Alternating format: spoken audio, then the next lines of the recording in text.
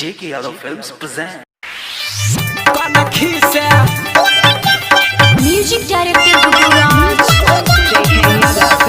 जय मां Katyani recording studio Mukesh बाबू ने खंडोला की तरफ से हार्दिक शुभकामनाएं। सभी यूट्यूब यूजर को अगर आप भी चाहते हैं अपने नाम से गाना बनवाने के लिए तो संपर्क करें मोबाइल नंबर 73 19 65 93 पर। उठाए तनी ढोरी देखाई गेलो सब पगलाय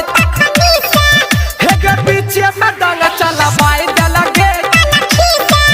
यार केस्टा में मार करा बाई दलगे तखनी से म्यूजिक डायरेक्टर गुरुराज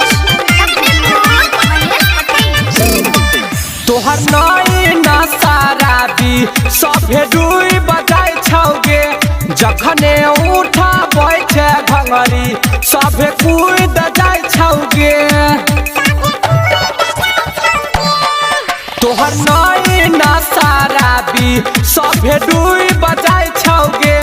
जखने उठा बैठे भंगरी सभे कूद जाय छौगे हेगे करे शरम भेल माहौल गरम देखबै छी ढोरी हेगे बड़का तो कंड करबाई देलगे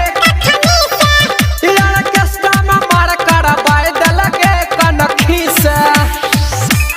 म्यूजिक डायरेक्टर गुरुराज सुन साना जीता यादव तोरा सुताई देतौगे तोरा चोलिया में नमरी छौरी घुसाई देतौगे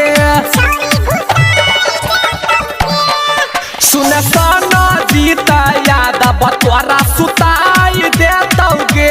तोरा चोलिया में नमरी छौरी घुसाई देतौगे